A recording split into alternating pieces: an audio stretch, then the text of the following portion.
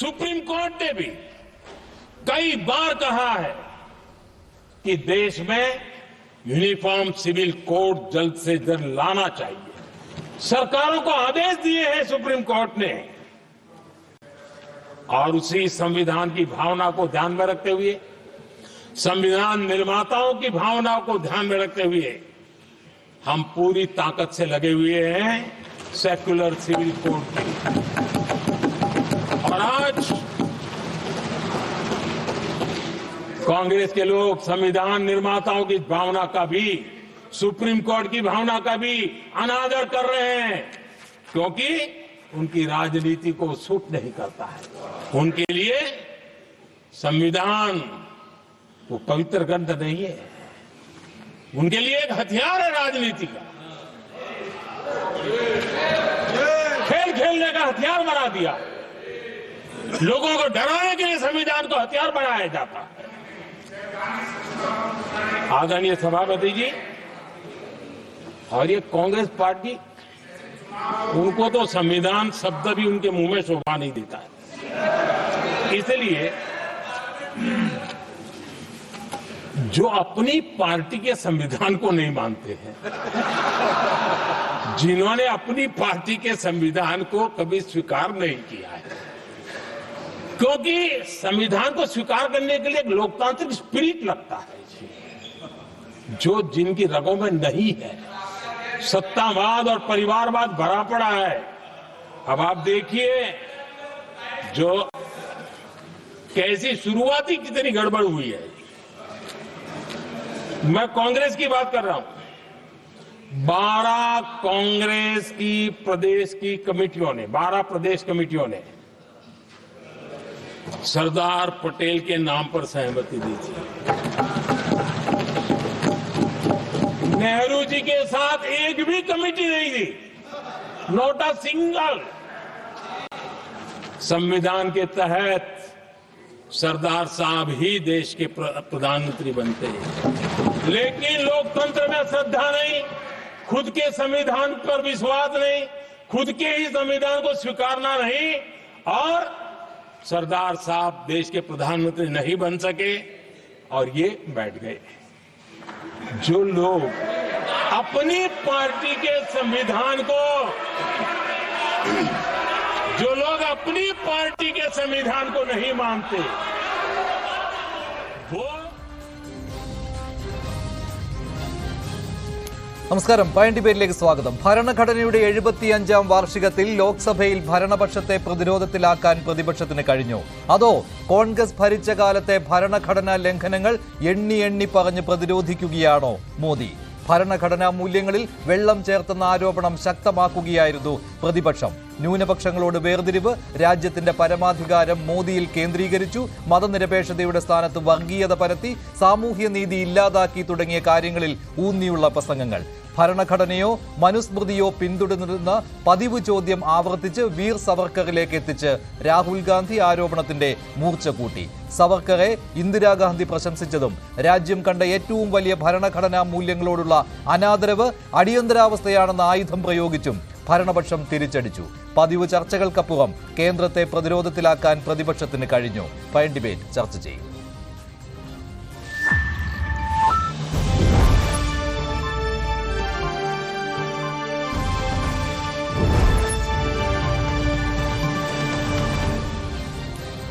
കോൺഗ്രസ് നേതാവ് ശ്രീ സേനാപതി വേണു, ബി.ജെ.പി. നേതാവ് ശ്രീ ശങ്കുറ്റി ദാസ്, രാഷ്ട്രീയ നിരീക്ഷകൻ ശ്രീ മോഹൻ വർഗീസ് എന്നിവരാണ് ചേരുന്നത്. ആദ്യം ശ്രീ മോഹൻ വർഗീസ്, ഏറ്റവും ഒടുവിൽ ഇപ്പോൾ പ്രധാനമന്ത്രിയുടെ പ്രസംഗം കേൾക്കുമ്പോഴും ലോക്സഭയിലെ കേൾക്കുമ്പോഴും അതിൽ കോൺഗ്രസിനെ മാത്രമായിട്ട് ആക്രമിക്കുകയാണ് പ്രധാനമന്ത്രി നരേന്ദ്രമോദി ചെയ്യുന്നത്. അതിലേറ്റവും പ്രധാനപ്പെട്ട ആയുധം അടിയന്തരാവസ്ഥ എന്നത് തന്നെയാണ്. അങ്ങനെ ഈ ഭരണഘടനാ മൂല്യങ്ങളെക്കുറിച്ചുള്ള ചർച്ച അത് നടത്തുമ്പോൾ പോലും കോൺഗ്രസിന് ഏറ്റവും വലിയ പ്രശ്നമായിട്ട് അടിയന്തരാവസ്ഥ മാറുകയാണല്ലോ. അതിനാൽ തന്നെ ലോക്സഭയിൽ വേണ്ട രീതിയിൽ ഭരണപക്ഷത്തിനെതിരെ ഒരു ആയുധമാക്കി ഭരണഘടനയെ ഉയർത്തിക്കൊണ്ടുവരുവാൻ കോൺഗ്രസിന് കഴിയുന്നില്ല എന്നല്ലേ ഇതുകൊണ്ട് അർത്ഥമാക്കുന്നത്? ഇന്ന് രാഹുൽ ഗാന്ധി സംസാരിച്ചതിന് എണ്ണിയുള്ള മറുപടിയാണല്ലോ ഇപ്പോൾ മോദിയിൽ നിന്ന് കാണാൻ കഴിയുന്നത്. പ്രതിപക്ഷത്തിൻ്റെ കയ്യിലെ ഏറ്റവും വലിയ ആയുധം യഥാർത്ഥത്തിൽ ഭരണഘടനയാണ് എന്നാണ് പൊതുവെയുള്ള സങ്കല്പം. ഇപ്പോൾ പ്രത്യേകിച്ച് ഈ ലോക്സഭാ തെരഞ്ഞെടുപ്പ് കഴിഞ്ഞ് പുതിയ ഒരു ഭരണകൂടം മോദി 3.0 നിലവിൽ വന്നപ്പോൾ എല്ലാ കോൺഗ്രസ് അംഗങ്ങളും ഭരണഘടന ഉയർത്തിപ്പിടിച്ച് ഭരണഘടനയിൽ തൊട്ടുകൊണ്ട് തന്നെയാണ് സത്യപ്രതിജ്ഞ ചെയ്തത്. അതുകൊണ്ട് ഭരണഘടനാ മൂല്യങ്ങൾ അട്ടിമറിക്കുന്നു. അതുകൊണ്ട് അതേക്കുറിച്ച് ആഴത്തിലുള്ള ചർച്ച ഒരാവശ്യമാണ് എന്നൊരു ചിന്തയുണ്ടായിരുന്നു. അത് അനുകൂലമായ ഒരു വിഷയം തന്നെയാണ് പ്രതിപക്ഷത്തിന് ലഭിച്ചത് യഥാർത്ഥത്തിൽ. അതുകൊണ്ടാണ് ഭരണഘടനയുടെ 75ാം വാർഷികത്തിൽ ഇതിനെക്കുറിച്ചുള്ള 2 ദിവസത്തെ ചർച്ചയ്ക്കുള്ള സമയം അനുവദിച്ചതും ആ ചർച്ച കൊണ്ടും കൊടുത്തും തന്നെയാണ് മുന്നേറുന്നത്. ആദ്യ അവസരം ലഭിച്ച പാർലമെൻറ്റിൽ ആദ്യമായി എത്തുന്ന, ലോക്സഭയിൽ ആദ്യമായി എത്തുന്ന ശ്രീമതി പ്രിയങ്ക ഗാന്ധിയുടെ കന്നി പ്രസംഗം, ആ കന്നി പ്രസംഗം തന്നെ ശ്രദ്ധേയമായി എന്ന ഒരു വിഭാഗമുണ്ട്. പ്രത്യേകിച്ച് പുതിയതായി ഒന്നും തന്നെ ഇല്ല എന്ന് മറുഭാഗം പറയുന്നു. അതെന്ത് തന്നെയായിരുന്നാലും ശരി, പ്രതീക്ഷയ്ക്ക് ഉപരിയായ ഒന്നും തന്നെ അവിടെ കാണാനില്ല. അതേസമയം രാഹുൽ ഗാന്ധി ഇന്ന് ഉച്ചതിരിഞ്ഞ് നടത്തിയ ആ പ്രസംഗത്തിൽ കഴിഞ്ഞ ലോക്സഭാ പ്രതിപക്ഷ നേതാവായി തിരഞ്ഞെടുക്കപ്പെട്ടതിന് ശേഷം നടത്തിയ അഭയമുദ്ര കാണിച്ചുകൊണ്ട് ഭയമില്ലാതെ പ്രീതിയില്ലാതെ മുന്നോട്ട് പോകും എന്ന ഉറപ്പാണല്ലോ അഭയമുദ്ര. ആ അഭയമുദ്രയുടെ ഒരു വിരൽ മാത്രം മാറ്റി അത് ഏകലവ്യന് നഷ്ടപ്പെട്ട വിരൽ എന്ന ഒരു പ്രതീകാത്മക ഒരു രീതിയിലേക്ക് കൊണ്ടുവന്നതിന് ശേഷം ഇന്ത്യയിലെ യുവജനങ്ങൾക്ക് ഈ വിരൽ നഷ്ടപ്പെടുന്നത് യുവജനങ്ങൾക്ക് നഷ്ടം വരുന്നു എന്ന രീതിയിലാണ്. അതുപോലെ വനിതകൾക്ക്, യുവജനങ്ങൾക്ക് ഹത്രാസ് വിഷയം എണ്ണിപ്പറയുന്നു. അങ്ങനെ ഇവിടെ നടക്കുന്ന ഭരണഘടനയെ നോക്കുകുത്തിയാക്കിക്കൊണ്ട് നടക്കുന്ന, ഭരണഘടനയുടെ മറവിൽ നടക്കുന്ന ചൂഷണം, ശോഷണം, പീഡനം മുതലായ കാര്യങ്ങളെ എണ്ണിപ്പറഞ്ഞുകൊണ്ടാണ് രാഹുൽ ഗാന്ധി മുന്നോട്ട് പോയത്.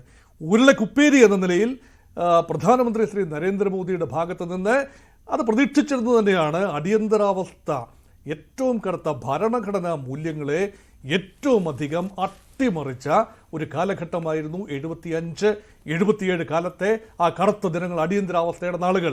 അത് മാത്രമല്ല, അടിയന്തരാവസ്ഥയുടെ ബുദ്ധിമുട്ടുകൾ എണ്ണി പറയുന്നതിനോടൊപ്പം തന്നെ ഭരണഘടന ഭേദഗതി ചെയ്യുന്നതിൽ കോൺഗ്രസ് പാർട്ടിയുടെ ഭരണകാലത്ത് 75 പ്രാവശ്യമാണ് ഭരണഘടന ഭേദഗതി ചെയ്തത്. ഇപ്പോൾ 129ാമത്തെ ഭേദഗതി നടക്കുമ്പോൾ മഹാഭൂരിപക്ഷം ഭേദഗതികൾക്കും നടുനായകത്വം വഹിച്ചത് കോൺഗ്രസ് പാർട്ടിയാണ്. അത് മാത്രമല്ല, ഒരു നെഹ്റുവിയൻ കാലഘട്ടത്തെ തന്നെ കാര്യമായി തുച്ഛീകരിച്ചുകൊണ്ട് ഭരണഘടനാ മൂല്യങ്ങളെ കാറ്റിൽ പറത്തുന്ന നെഹ്റുവിയൻ കാലഘട്ടത്തെക്കുറിച്ച് പ്രധാനമന്ത്രി വാചാലമായി സംസാരിക്കുന്നത് നമ്മൾ കണ്ടു.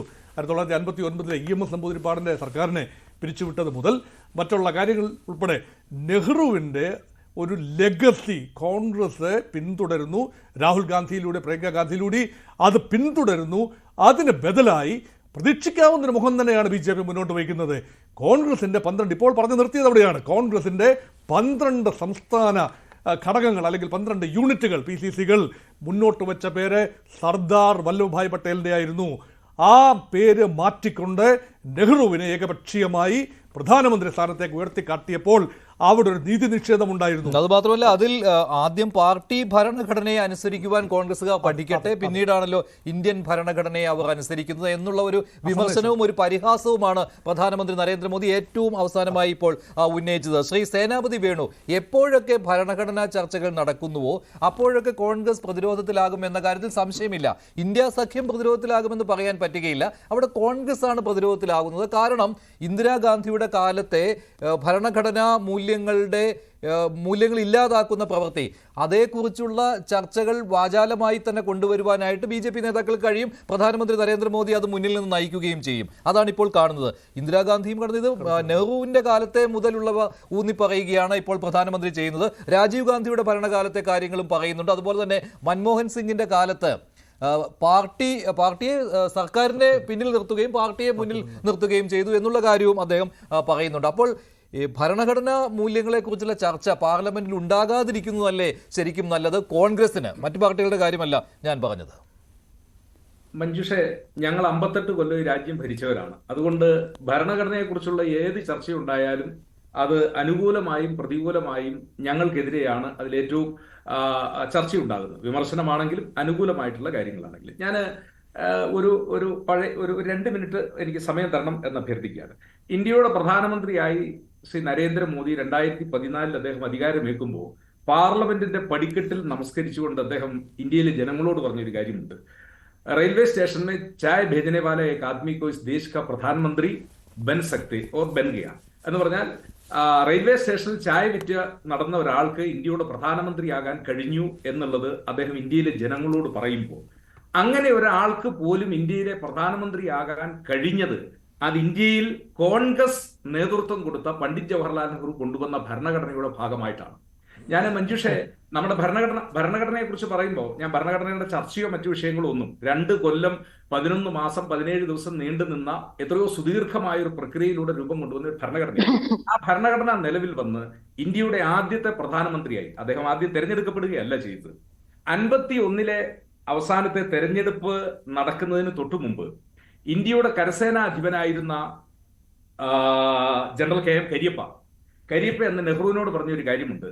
വിഭജനത്തിന് ശേഷം അഭയാർത്ഥി പ്രവാഹം രാജ്യം 100 കണക്കിന് പ്രതിസന്ധികളെയും പ്രശ്നങ്ങളെയും അഭിമുഖീകരിക്കുന്ന ഒരു കാലഘട്ടമാണ്. നമുക്കിപ്പോൾ ഒരു തെരഞ്ഞെടുപ്പിലേക്ക് പോകേണ്ട കാര്യമില്ല. കാരണം അതിന് രാജ്യം പക്വമായിട്ടില്ല, അതിനുള്ള സാമ്പത്തിക സ്ഥിതിയില്ല, ഭൗതിക സാഹചര്യമില്ല.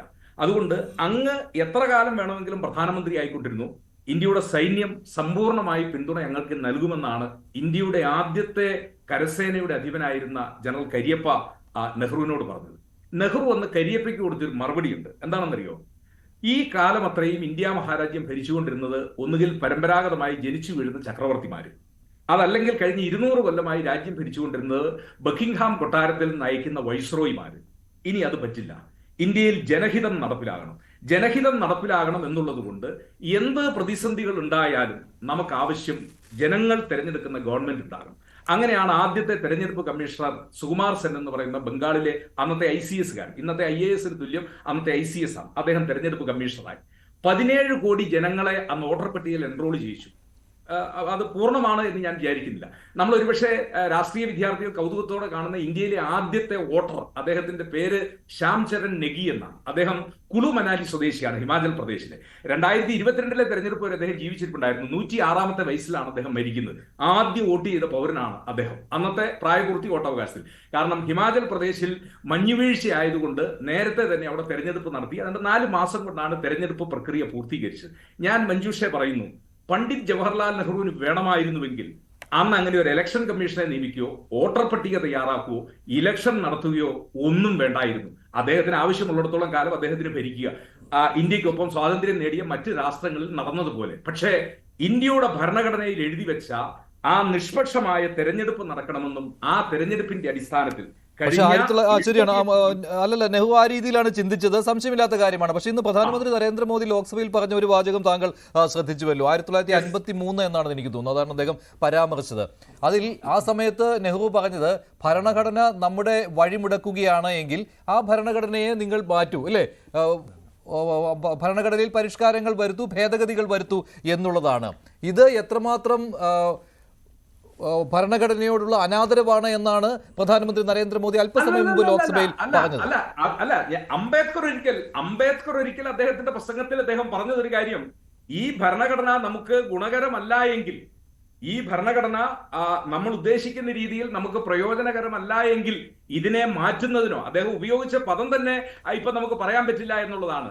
ഈ ഭരണഘടനയെ അതായിരുന്നു അംബേദ്കർ ഒരിക്കൽ പറഞ്ഞത്. അത് ഒരു സ്വയം വിമർശനത്തിന്റെ ഭാഗമായിട്ട് നടത്തിയിട്ടുള്ളതാണ്. ഞാൻ പറഞ്ഞത്, ഇന്ന് പ്രധാനമന്ത്രി പാർലമെന്റിൽ പ്രസംഗിക്കുന്നു, നെഹ്റു ഇന്ത്യയുടെ ഭരണഘടനയെ പലപ്പോഴും അട്ടിമറിച്ചു. നെഹ്റു അട്ടിമറിച്ചിട്ടില്ല, ഒരട്ടിമറിയും നെഹ്റു നടത്തിയിട്ടില്ല. അതുകൊണ്ടാണ് മഞ്ജുഷ ഇന്ന് 5 കൊല്ലക്കാലം കൂടുമ്പോൾ നമുക്ക് ഓരോരുത്തർക്കും നമ്മുടെ ജനപ്രതിനിധിയെ തെരഞ്ഞെടുക്കാനും ആ ജനപ്രതിനിധി വഴി ഇന്ത്യയുടെ പ്രധാനമന്ത്രി. അതുകൊണ്ടാണല്ലോ നരേന്ദ്രമോദി പറഞ്ഞത്, റെയിൽവേ സ്റ്റേഷനിൽ ചായ വിറ്റ ഒരാൾക്കും ഇന്ത്യയുടെ പ്രധാനമന്ത്രിയാകാനുള്ള സ്വാതന്ത്ര്യം ഈ രാജ്യത്തുണ്ടായ ആ ജനാധിപത്യം ഈ രാജ്യത്ത് നിലനിൽക്കുന്നത് പണ്ഡിറ്റ് ജവഹർലാൽ നെഹ്റുവിനെ പോലെ ഒരു മഹാൻ, അദ്ദേഹത്തിന്റെ രാഷ്ട്രീയ വീക്ഷണവും അദ്ദേഹം എടുത്ത രാഷ്ട്രീയ നിലപാടുമാണ്.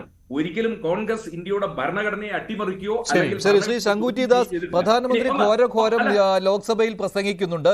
ഏതൊക്കെ രീതിയിൽ ജവഹർലാൽ നെഹ്റു, ഇന്ദിരാഗാന്ധി, രാജീവ് ഗാന്ധി ഭരണഘടനാ മൂല്യങ്ങളെ ഇല്ലാതാക്കി എന്നുള്ളത്, അട്ടിമറിക്കുവാനുള്ള ശ്രമം നടത്തി, ഭരണഘടനയിൽ എത്രയോ തവണ ഭേദഗതികൾ വരുത്തി, അവരുടെ ചൊൽപ്പടിക്ക് ഭരണഘടനയെ മാറ്റി തീർത്തു എന്നൊക്കെ പറയുമ്പോൾ ഇന്ത്യയായി നിലനിന്നത് ആ കോൺഗ്രസ് ഭരണകാലത്താണ് എന്നുള്ള അവകാശവാദമാണ് ഇവിടെ സേനാപതി വേണു ഉന്നയിക്കുന്നത്.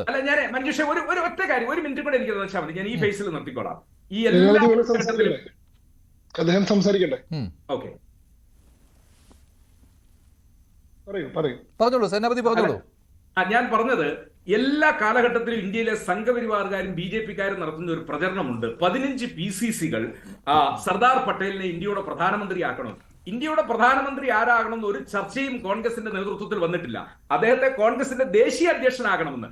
കോൺഗ്രസിന്റെ പ്രധാനമന്ത്രിയെ തെരഞ്ഞെടുക്കുന്ന കമ്മിറ്റി എന്ന് പറഞ്ഞാൽ കോൺഗ്രസിന്റെ വർക്കിംഗ് കമ്മിറ്റിയാ, CWC. അതല്ലാതെ ഒരു ചർച്ചയും അന്നത്തെ കാലത്ത് ആര് പ്രധാനമന്ത്രിയാകണമെന്ന് കോൺഗ്രസിന്റെ ഒരു പ്രാദേശിക ഘടകവും PCCകൾ, അന്ന് 15 PCC, ശ്രീ നരേന്ദ്രമോദി 12 എന്നാണ് സൂചിപ്പിച്ചത്, 15 PCCകൾ, ഒരു PCCകളും ഇന്ത്യയുടെ പ്രധാനമന്ത്രി ആരാകണമെന്ന് ഒരു ചർച്ച ഒരു കാരണവശാലും നടത്തിയിട്ടില്ല. അന്ന് കോൺഗ്രസിന്റെ അധ്യക്ഷനാകാൻ നെഹ്റു പലവട്ടമായതാണ്. ഏറ്റവും അവസരം കുറഞ്ഞു കിട്ടിയ ആള് എന്നുള്ള നിലയിൽ അത് സർദാർ പട്ടേൽ ആകണമെന്നുള്ള ആഗ്രഹമാണ് PCCകൾ പ്രകടിപ്പിച്ചത്. ഇത് നിരന്തരമായി കഴിഞ്ഞ 75 കൊല്ലമായിട്ട് പ്രചരിപ്പിച്ചു വരുന്നതാണ്. സർദാർ പട്ടേലിനെ ഇന്ത്യയുടെ പ്രധാനമന്ത്രിയാക്കണമെന്ന് കോൺഗ്രസിന്റെ PCCകൾ പറഞ്ഞുവെന്ന്.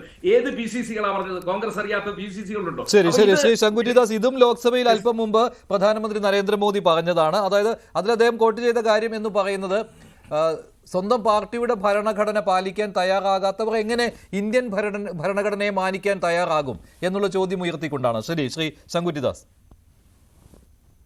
എന്റെ ആഗ്രഹം ശ്രീ സേനാപതിയോട് കുറെ കൂടി സംസാരിക്കണമെന്നാണ്. അദ്ദേഹം കുറെ കൂടി സംസാരിച്ചാൽ എന്റെ ജോലി കുറെ കൂടി എളുപ്പമാവുമെന്ന് ഞാൻ വിശ്വസിക്കുന്നു. കാരണം ഭരണഘടനാ പ്രേമം പറയുന്ന കോൺഗ്രസുകാരുടെ ഭരണഘടനയെ പറ്റിയിട്ടുള്ള യഥാർത്ഥത്തിലുള്ള കാഴ്ചപ്പാട് എത്ര വ്യക്തമായിട്ട് അദ്ദേഹം ഇവിടെ അവതരിപ്പിച്ചു നോക്കൂ. യഥാർത്ഥത്തിൽ എത്ര ഡെല്യൂഷണലാണ് കോൺഗ്രസ്സുകാർ. അവരെന്തൊരു മൂഢസ്വർഗത്തിലാണ് ജീവിക്കുന്നതെന്ന് ഇതിനേക്കാൾ വ്യക്തമാക്കാൻ സാധിക്കില്ല. അദ്ദേഹത്തിന്റെ ആദ്യത്തെ പ്രയോഗം തന്നെ നരേന്ദ്രമോദിയെ പോലൊരു ചായക്കടക്കാരന് ഇന്ത്യയുടെ പ്രധാനമന്ത്രിയാവാൻ സാധിച്ചത് ജവഹർലാൽ നെഹ്റു നയിച്ചിട്ടുള്ള കോൺഗ്രസ് തന്ന ഭരണഘടന കൊണ്ടാണെന്നാണ്. ശ്രീമാൻ സേനാപതി വേണു, ഇന്ത്യക്ക് ഭരണഘടന തന്നത് കോൺഗ്രസ്സുകാരോ ജവഹർലാൽ നെഹ്റു അല്ല. We the people of India solemnly resolve to give to ourselves this constitution എന്നാ പറയുന്നത്. ഈ രാജ്യത്തെ ജനങ്ങളായി ഞങ്ങൾക്ക് വേണ്ടി തന്നെ നൽകുന്ന ഭരണഘടന എന്നാ. ഈ രാജ്യത്തിന്റെ ഭരണഘടന ജനങ്ങൾക്ക് നൽകിയത് ജനങ്ങൾ തന്നെയാണ്. ജനങ്ങളെ പ്രതിനിധീകരിക്കുന്ന കോൺസ്റ്റിറ്റ്യൂന്റ് അസംബ്ലി, ഭരണഘടനാ നിർമ്മാണ സമിതി എന്ന് പറയുന്ന 389 അംഗങ്ങൾ ഉണ്ടായിരുന്ന, എല്ലാ വിഭാഗത്തിന്റെയും പ്രതിനിധികൾ ഉണ്ടായിരുന്ന, എല്ലാ പ്രിൻസ്ലി സ്റ്റേറ്റുകളിൽ നിന്നും, എല്ലാ പ്രൊവിൻസുകളിൽ നിന്നും, എല്ലാ രാഷ്ട്രീയ സംഘടനകളിൽ നിന്നും ആനുപാതികമായി പ്രാതിനിധ്യം ഉണ്ടായിരുന്ന ഒരു സഭ. പാകിസ്ഥാന്റെ പാർട്ടീഷന് ശേഷം 389 എന്നുള്ളത് 299 മാറി. 284 ആൾ ഒപ്പിട്ടിട്ടാണ് ഈ ഭരണഘടന നിലവിൽ വന്നത്. അതല്ലാണ്ട് കോൺഗ്രസിന്റെ സമ്മാനമായിട്ട് ജവഹർലാൽ നെഹ്റു ഇതാ ഒരു ഉത്തമമായിട്ടുള്ള ഭരണഘടന നിങ്ങൾക്ക് ഞാൻ ഔദാര്യപൂർവ്വം തന്നിരിക്കുന്നു, ഇനി അങ്ങോട്ട് നിങ്ങൾ ജനാധിപത്യത്തോടു കൂടി ജീവിച്ചോളൂ എന്ന് പറയല്ലേ ചെയ്തത്. അതേപോലെ അങ്ങ് പറഞ്ഞു, അന്നത്തെ RD ജനറലായിരുന്ന കരിയപ്പ നെഹ്റുവിനോട് പറഞ്ഞു, എത്ര കാലം വേണമെങ്കിലും അങ്ങ് ഭരിച്ചോളൂ, സൈന്യം കൂടെ ഉണ്ട്, ഇവിടെ ജനാധിപത്യം ഒന്നും ആവശ്യമില്ല, ഈ പറയുന്ന പോലെ തെരഞ്ഞെടുപ്പ് കമ്മീഷൻ ആവശ്യമില്ല, തെരഞ്ഞെടുപ്പ് നടത്തേണ്ട, സൈന്യത്തിന്റെ പിന്തുണയിൽ ഭരിക്കാമെന്ന്. അങ്ങനെ നെഹ്റുവിന് ഭരിക്കാൻ സാധിക്കുമായിരുന്നു അങ്ങ് വിശ്വസിക്കുന്നുണ്ടെങ്കിൽ എന്താണ് ഈ രാജ്യത്ത് ഉണ്ടായിട്ടുള്ള സ്വാതന്ത്ര്യ സമര പ്രക്ഷോഭം?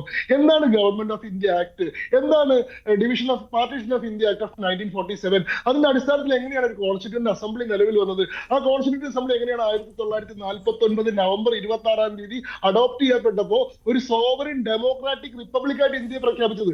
നെഹ്റുവിന്റെ കുടുംബസ്വത്തായിട്ടല്ല പ്രഖ്യാപിച്ചത്, ഒരു സോവറിൻ ഡെമോക്രാറ്റിക് റിപ്പബ്ലിക്കായിട്ട് ഇന്ത്യ പ്രഖ്യാപിക്കുന്നത്. അതെങ്ങനെയാണ് 1950 ജനുവരി 26 നിലവിൽ വന്നത്? അതായത് ഇവിടുത്തെ ജനാധിപത്യം നിങ്ങളുടെ ഒന്നും ഔദാര്യമല്ല സാർ. ഇവിടുത്തെ ജനാധിപത്യം ഇവിടുത്തെ ജനങ്ങൾ പൊരുതി നേടിയിട്ടുള്ള സ്വാതന്ത്ര്യത്തെ തുടർന്ന് അവർക്കായി നിർമ്മിച്ചിട്ടുള്ള ഭരണഘടന ഉറപ്പ് തന്നിട്ടുള്ള ഒരു മൂല്യമാണ്. ഈ രാജ്യത്തിന്റെ അടിസ്ഥാനപരമായിട്ടുള്ള ഘടനയാണ്. അതല്ലാണ്ട് നെഹ്റു വിചാരിച്ചിരുന്നെങ്കിൽ അദ്ദേഹത്തിന് മരണം വരെ ഇന്ത്യയുടെ പ്രധാനമന്ത്രിയായി ജീവിക്കാൻ സാധിക്കുമായിരുന്നില്ല. അങ്ങ് ഈ ഭരണഘടനയെ പറ്റി കോൺഗ്രസുകാർക്ക് പൊതുവിലുള്ള ഒരു തെറ്റിദ്ധാരണയാണ് ഇതെല്ലാം എന്ന് ഞാൻ ആമുഖമായി സൂചിപ്പിക്കട്ടെ. ജവഹർലാൽ നെഹ്റു അല്ല ഇന്ത്യക്ക് ഭരണഘടന തന്നത്. ഞാൻ ആദ്യമേ സൂചിച്ച പോലെ ഇതൊരു നീണ്ട പ്രക്രിയയാണ്. 2 കൊല്ലവും 11 മാസവും 18 ദിവസവും നീണ്ടുനിന്ന, 165 ദിവസങ്ങൾ നീണ്ടുനിന്ന 11 സെഷനുകളായിട്ട് നടന്നിട്ടുള്ള ചർച്ചയിലൂടെയാണ്. ആ ഭരണഘടനാ നിർമ്മാണ സമിതിയിൽ നിർണായകമായിട്ടുള്ള പങ്കുവച്ച ധാരാളം ആളുകളുണ്ട്. ആ പേരുകളിലൊന്നും ജവഹർലാൽ നെഹ്റു എന്നുള്ള പേരുണ്ടാവില്ല, പക്ഷെ വേറെ ധാരാളം പേരുകളുണ്ട്, നിങ്ങൾക്ക് അറിയുന്നുണ്ടാവില്ല. ശരിയാണ്, അതെല്ലാം ശരിയാണ്. പക്ഷെ ഇന്ന് അല്ലല്ല, ലോക്സഭയിൽ പ്രധാനമന്ത്രി പറഞ്ഞ ഓരോ കാര്യങ്ങളെയും ഇപ്പോൾ സേനാപതി വേണു പറയുന്നത് അത് പതിവായിട്ട് പ്രചരിപ്പിച്ചുകൊണ്ടിരിക്കുന്ന ഒരു കള്ളം എന്ന രീതിയിലാണ്. അതിലാണ് ഈ PCCകൾ സർദാർ പട്ടേൽ പ്രധാനമന്ത്രിയാകണം, അല്ലാതെ ജവഹർലാൽ നെഹ്റു പ്രധാനമന്ത്രിയാകണമെന്നല്ല ആവശ്യപ്പെട്ടിരുന്നത്. പക്ഷേ അത് മറികടന്നുകൊണ്ട് പാർട്ടി ഭരണഘടന പോലും അംഗീകരിച്ചില്ല ജവഹർലാൽ നെഹ്റു എന്ന്. അതാണ് ഇപ്പോൾ പ്രധാനമന്ത്രി ലോക്സഭയിൽ പറഞ്ഞത്. അത് പതിവായി പ്രചരിപ്പിക്കുന്ന ഒരു കള്ളം മാത്രമാണ് എന്നാണ് സേനാപതി വേണു ഇവിടെ പറയുന്നത്. അതുപോലെ തന്നെ ഈ പറയുന്ന കാര്യങ്ങളെല്ലാം, അതായത് ഭരണഘടന നമ്മുടെ വഴി തടസ്സപ്പെടുത്തുകയുണ്ട് എങ്കിൽ ആ ഭരണഘടന നമുക്ക് മാറ്റി എഴുതാം എന്ന രീതിയിൽ നെഹ്റു പറഞ്ഞു എന്നുള്ളത്, അത് അംബേദ്കർ പോലും ആ രീതിയിൽ പറഞ്ഞിട്ടുണ്ട് എന്നാണ് സേനാപതി വേണു പറയുന്നത്. അത് അല്ലാതെ ഭരണഘടനയെ ലംഘിക്കണം എന്നല്ല പറയുന്നത് എന്നാണ് ശ്രീ സേനാപതി വേണു അതിന് വിശദീകരണം നൽകുന്നത്. ഞാനത് വിശദീകരിക്കാം, എനിക്ക് അവസരം തരും, എനിക്ക് എന്റെ സമയം തരും. അതായത് ഈ ഭരണഘടന നിർമ്മിച്ചത് കോൺഗ്രസ് ആണ്, ജവഹർലാൽ നെഹ്റു ആണെന്ന് പറയുന്നതിന്റെ തുടർച്ചയിലാണ് അദ്ദേഹം പറയുന്നത്. അദ്ദേഹം പറഞ്ഞ കാര്യങ്ങളെല്ലാം വസ്തുതാവിരുദ്ധമാണ്. അന്ന് യഥാർത്ഥത്തിൽ കോൺഗ്രസിന്റെ അധ്യക്ഷനെ തെരഞ്ഞെടുക്കാൻ വേണ്ടിയിട്ടല്ല കോൺഗ്രസിന്റെ വർക്കിംഗ് കമ്മിറ്റി അല്ലെങ്കിൽ ഈ പറയുന്ന എല്ലാ മേഖലാ കമ്മിറ്റികളുടെ യോഗം വിളിക്കുന്നത് പ്രൊവിൻഷ്യൽ ഗവൺമെന്റിന്, അതായത് 1951 ആദ്യമായിട്ട് തെരഞ്ഞെടുപ്പ് ഉണ്ടാവുന്നത്. 1947 നിലവിൽ വന്നിട്ടുള്ള ജവഹർലാൽ നെഹ്റു മന്ത്രിസഭ തെരഞ്ഞെടുക്കപ്പെട്ട മന്ത്രിസഭയല്ല. ഭരണഘടന നിലവിൽ വന്ന് തെരഞ്ഞെടുപ്പ് നടന്ന് യഥാർത്ഥത്തിലുള്ള സർക്കാർ അധികാരത്തിൽ ഏറുന്നത് വരെയുള്ള താൽക്കാലിക മന്ത്രിസഭയായിട്ടാണ്. ആ മന്ത്രിസഭയുടെ പ്രധാനമന്ത്രി ആരാവണമെന്ന് നിർദ്ദേശിക്കാൻ വേണ്ടിയിട്ടാണ് സാക്ഷാൽ മഹാത്മാഗാന്ധിയുടെ നേതൃത്വത്തിൽ തന്നെ യോഗം വിളിക്കുന്നത്. അന്ന് 15 PCCകളിൽ 12 PCCകൾ കൊടുത്തിട്ടുള്ള പേര് സർദാർ വല്ലഭായ് പട്ടേലിന്റേതായിരുന്നു. ഇത് പട്ടാഭി സീതാരാമയ്യ എഴുതിയിട്ടുള്ള ഇൻസൈഡ് കോൺഗ്രസ് പാർട്ടി, കോൺഗ്രസിന്റെ ഔദ്യോഗിക ചരിത്രകാരനാണ് പട്ടാഭി സീതാരാമയ്യ. പട്ടാഭി സീതാരാമയ്യ എഴുതിയിട്ടുള്ള ഇൻസൈഡ് കോൺഗ്രസ് പാർട്ടി എന്ന് പറയുന്നത് അദ്ദേഹത്തിന്റെ പുസ്തകത്തിൽ വളരെ വ്യക്തമായി പറയുന്ന കാര്യമാണ്. സേനാപതി വേണു ഇന്നിവിടെ വന്നിരുന്ന് നിഷേധിച്ചാൽ അതില്ലാതാവില്ല. ഞാൻ പറയുന്നത് ആ മന്ത്രിസഭയിൽ ആരൊക്കെ അംഗങ്ങളായിരുന്നു? ജനസംഘത്തിന്റെ സ്ഥാപകനായിരുന്നു ശ്യാം പ്രസാദ് മുഖർജി ആ മന്ത്രിസഭയിൽ അംഗമായിരുന്നു. 1951 കോൺഗ്രസിനെതിരെ മത്സരിച്ച് പരാജയപ്പെട്ടിട്ടുള്ള ആദ്യത്തെ നിയമമന്ത്രിയായിട്ടുള്ള ഡോക്ടർ BR അംബേദ്കർ ആ മന്ത്രിസഭയിൽ അംഗമായിരുന്നു. അത് കോൺഗ്രസിന്റെ മന്ത്രിസഭയല്ല, അത് എല്ലാ വിഭാഗത്തിന്റെ ആളുകളെയും പ്രാതിനിധ്യമുള്ള KM മുൻഷി, ഒരു ഹിന്ദു റിവിഷനിസ്റ്റ് ആണ് എന്ന് ജവഹർലാൽ നെഹ്റു തന്നെ ആക്ഷേപിച്ചിട്ടുള്ള KM മുൻഷി ആ മന്ത്രിസഭയിൽ അംഗമായിരുന്നു. അങ്ങനെയുള്ള എല്ലാ ആളുകളും ഉൾക്കൊള്ളുന്ന ഒരു മന്ത്രിസഭയായിരുന്നു. ആ മന്ത്രിസഭയെ നയിക്കേണ്ടത് ആര് എന്നുള്ളതായിരുന്നു ചോദ്യം. ആ ചോദ്യത്തിന് ഉത്തരവായിട്ട് പറഞ്ഞത് സർദാർ വല്ലഭായ് പട്ടേൽ എന്നുള്ളതാണ്. അതിന് ഗാന്ധി ഇമോഷണൽ ബ്ലാക്ക് മെയിലിങ്ങിലൂടെ സർദാർ വല്ലഭായ് പട്ടേലിനെ പിന്തിരിയാൻ നിർബന്ധിതനാക്കുകയായിരുന്നു. നെഹ്റുവിനെയായിരുന്നു പ്രധാനമന്ത്രിയാക്കാൻ അദ്ദേഹത്തിന് ആഗ്രഹം ഉണ്ടായിരുന്നത്. അതുകൊണ്ട് തന്നെ ഗാന്ധി വളരെ നിരാശനായി കാണപ്പെട്ടു, വളരെ ദുഃഖിതനായി കാണപ്പെട്ടു. ഗാന്ധിയുടെ വത്സല ശിഷ്യനായിരുന്നു, ഗുജറാത്തിൽ നിന്ന് തന്നെയുള്ള ആളാണ് സർദാർ പട്ടേൽ. അദ്ദേഹം ഗാന്ധിയുടെ ആ ദുഃഖത്തെ മനസ്സിലാക്കിക്കൊണ്ട് അദ്ദേഹം സ്വയം പിൻവലിയാണ് ചെയ്തിട്ടുള്ളത് എന്നുള്ളതെല്ലാം കോൺഗ്രസിന്റെ ഔദ്യോഗിക ചരിത്രത്തിന്റെ ഭാഗമാണ്. രണ്ടാമത്തെ കാര്യം, ഈ ഭരണഘടനാ നിർമ്മാണ സമിതിയിൽ അദ്ദേഹം പറയുമ്പോൾ നെഹ്റു ആണ് ഭരണഘടന ഉണ്ടാക്കിയെന്ന് പറയുമ്പോൾ അതിൽ ഏറ്റവും പ്രധാനപ്പെട്ട ഒരു പേര് അദ്ദേഹം വിസ്മരിച്ചു. BR അംബേദ്കർ, നമ്മുടെ ഭരണഘടനയുടെ ശില്പിയായിട്ട് നെഹ്റുവാണ് ഭരണഘടന ഉണ്ടാക്കിയത് എന്നുള്ള പരാമർശം സേനാപതി വേണു നടത്തിയിട്ടില്ല കേട്ടോ. അദ്ദേഹം ആ രീതിയിൽ പറഞ്ഞിട്ടില്ല. അദ്ദേഹം ആദ്യം പറഞ്ഞത് ഈ ചായക്കടക്കാരനായിട്ടുള്ള മോഡിക്ക് ഇന്ത്യയുടെ പ്രധാനമന്ത്രിയാവാൻ സാധിച്ചത് ജവഹർലാൽ നെഹ്റു നയിച്ച കോൺഗ്രസ് പാർട്ടി ഇന്ത്യക്ക് സമ്മാനിച്ചിട്ടുള്ള ഭരണഘടന കൊണ്ടാണെന്നാണ്. ഞാനതിവിടെ എഴുതി വെച്ചിട്ടുണ്ട്. കോൺഗ്രസ് ഇന്ത്യക്ക് ആ രീതിയിലാണോ ശ്രീ സേനാപതി വേണു? എനിക്ക് മനസ്സിലായത് എന്താണെന്ന് വെച്ചാൽ അങ്ങനെ ഒരു ഭരണഘടന ഉണ്ടാവുകയും ആ ഭരണഘടന നിലനിന്ന് പോരുകയും ചെയ്തുകൊണ്ട്, അതായത് കോൺഗ്രസ് സർക്കാരിന്റെ നീണ്ട വർഷത്തെ ഭരണത്തിൽ ആ ഭരണഘടനാ മൂല്യങ്ങൾ അട്ടിമറിക്കപ്പെടാതിരുന്നത് കൊണ്ട് പ്രധാനമന്ത്രിയാകാൻ നരേന്ദ്രമോദി കഴിഞ്ഞു എന്നാണ് ശ്രീ സേനാപതി വേണു. അതല്ലേ താങ്കൾ ഉദ്ദേശിച്ചത് യഥാർത്ഥത്തിൽ? ഞാനൊന്ന് പറയട്ടെ, അദ്ദേഹത്തിന് സമയം കൊടുത്തോളൂ. ഞാനൊന്ന് പറയട്ടെ, ഇന്ത്യൻ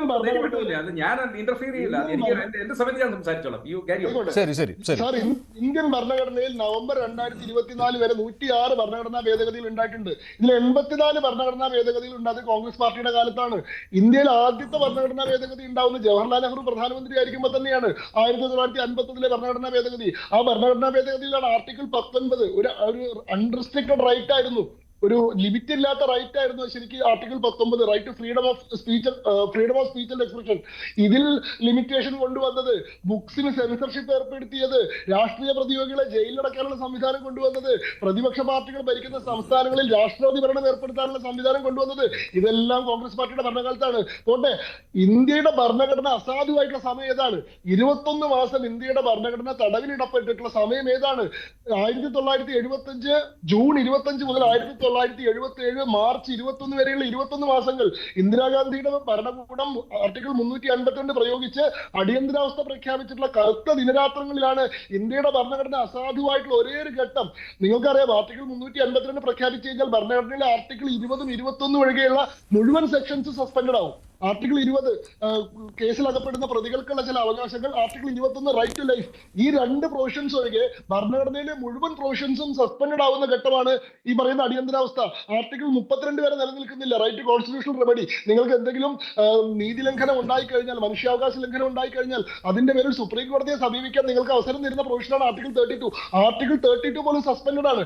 അങ്ങനെ ഭരണഘടനയെ സമ്പൂർണ്ണമായി സസ്പെൻഡ് ചെയ്തുകൊണ്ട് റൂൾ ഓഫ് ലോയ്ക്ക് പകരം റൂൾ ബൈ ഡിക്രി എന്ന് പറയുന്ന ഒരു പ്രൊവിഷൻ കൊണ്ടുവന്നുകൊണ്ട് രാഷ്ട്രീയ പ്രതിയോഗികളെ മുഴുവൻ ജയിലിലടച്ചുകൊണ്ട് 1,20,000 വിദ്യാർത്ഥികളെ, പ്രക്ഷോഭക്കാരെ, സമരക്കാരെ, പ്രതിപക്ഷ നേതാക്കളെ മുഴുവൻ ജയിലിലടച്ചുകൊണ്ട് മീസ, DISR, കൊഫേപ്പോസ പോലെയുള്ള നിയമങ്ങൾ ഉപയോഗിച്ചുകൊണ്ട് സമ്പൂർണമായിട്ട് പ്രതിപക്ഷ ശബ്ദത്തെ ഇല്ലാതാക്കിക്കൊണ്ട് ലോക്സഭയിൽ ഉണ്ടായിരുന്ന മുഴുവൻ ഭരണവിരുദ്ധ അംഗങ്ങളെയും ജയിലിലടച്ചുകൊണ്ട് ചേരി നിർമ്മാർജ്ജനത്തിന്റെ പേരിൽ ആയിരക്കണക്കിന് ആളുകളുടെ മേലെ കൂടെ വണ്ടി ഓടിച്ചു കയറ്റി ആളുകളെ കൊന്നു. 1,50,000 സ്ട്രക്ചറുകൾ ഡെമോളിഷ് ചെയ്തുകൊണ്ട് നിർബന്ധിത വന്ധ്യംകരണത്തിന്റെ പേരും പറഞ്ഞ് 83 ലക്ഷം ആൾക്കാരെ നിർബന്ധപൂർവ്വം 70 വയസ്സ് കഴിഞ്ഞ വൃദ്ധനെ മുതൽ 17 വയസ്സ് കഴിയാത്ത കുട്ടിയെ വരെ നിർബന്ധിത വന്ധ്യംകരണത്തിന് വിധേയരാക്കിക്കൊണ്ട് കോൺഗ്രസ് 21 മാസം നടപ്പാക്കിയിട്ടുള്ള അടിയന്തരാവസ്ഥയാണ് ഇന്ത്യൻ ഭരണഘടനയെ അക്ഷരാർത്ഥത്തിൽ തടവിലിടപ്പെട്ടിട്ടുള്ള 21 മാസങ്ങൾ. ശരി ശങ്കുരിദാസ്, ഇത് തന്നെയാണ് BJPയുടെ ആയുധവും. എപ്പോഴൊക്കെ ഭരണഘടനാ മൂല്യങ്ങളെ കുറിച്ചുള്ള ചർച്ച ഉയർന്നു വരുമ്പോഴും പ്രതിരോധിക്കുവാൻ BJP ഉപയോഗിക്കുന്നത് അടിയന്തരാവസ്ഥ തന്നെയാണ്.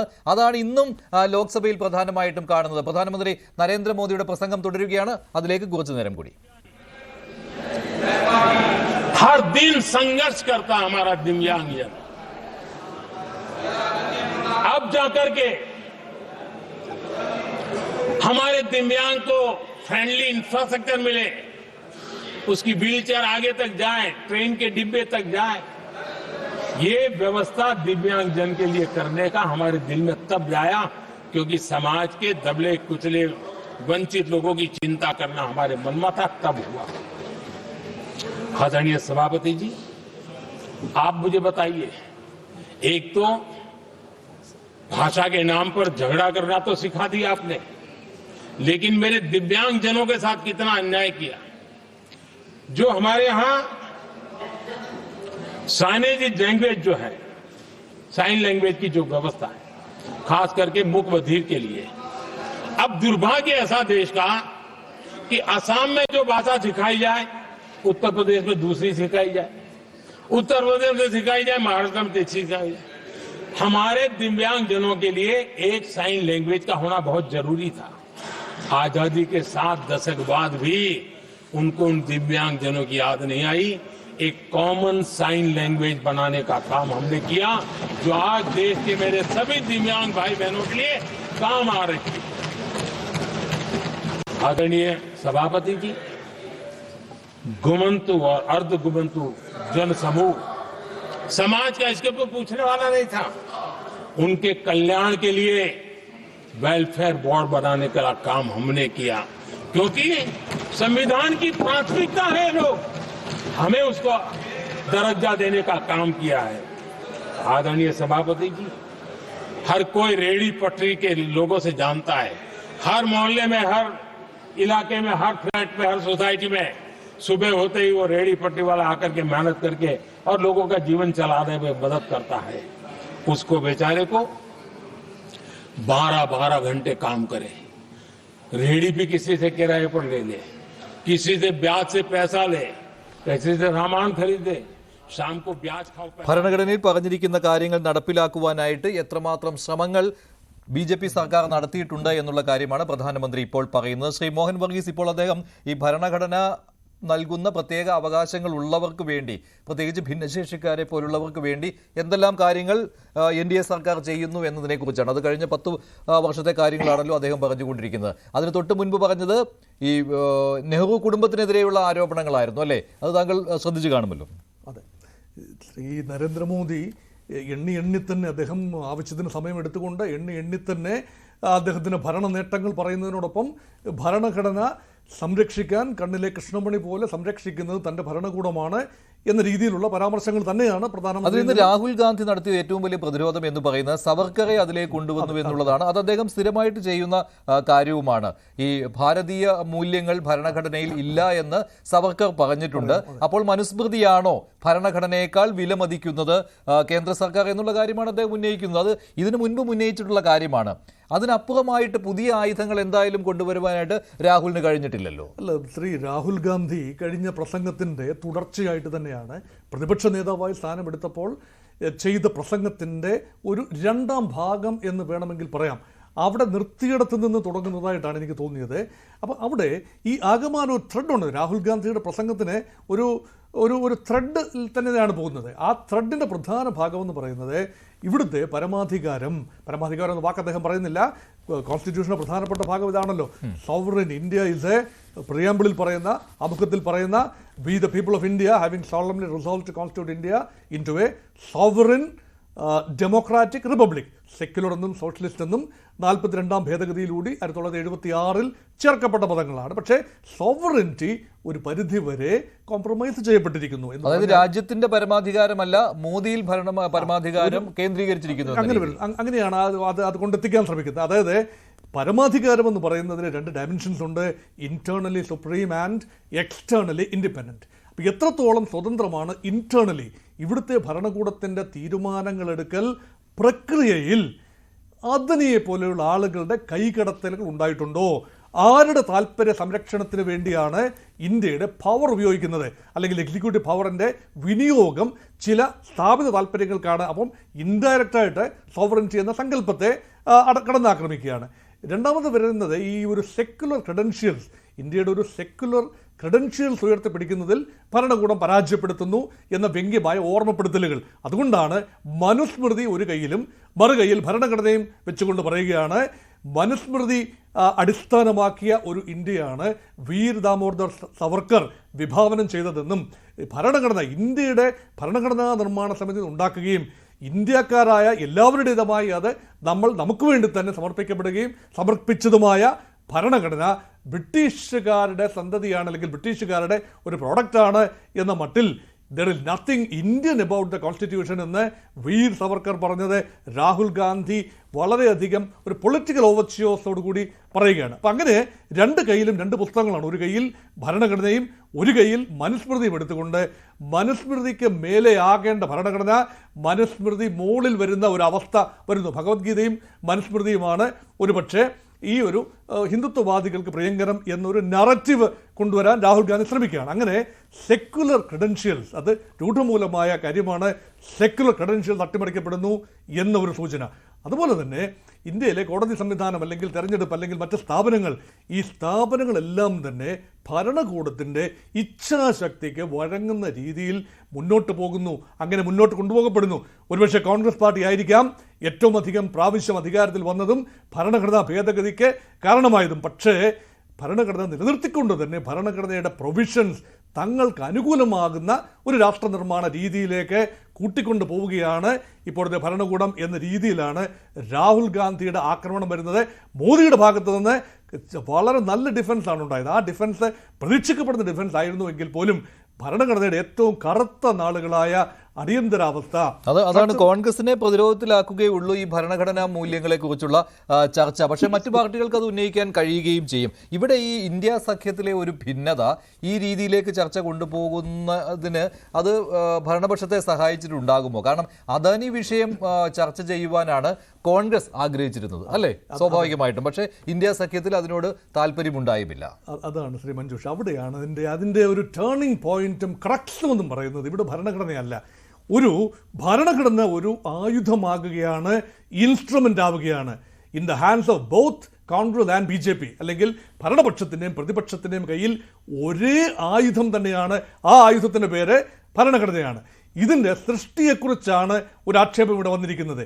ഇത് ഭാരതത്തിലെ ജനങ്ങളായ ഞങ്ങൾ, V the people of India സൃഷ്ടിക്കുകയും ആർക്കായി സമർപ്പിക്കുന്നു? വി ദ പീപ്പിളിന് തന്നെ. ഞങ്ങൾ ജനങ്ങളായ ഞങ്ങൾക്ക് അന്നുള്ളതും ഇനി വരാനുള്ളതുമായ ജനങ്ങൾക്കായി സമർപ്പിക്കുന്ന വൺ ടൈം ഡോക്യുമെന്റ്. ഭരണഘടന വൺ ടൈം ഡോക്യുമെന്റ് ആണ്.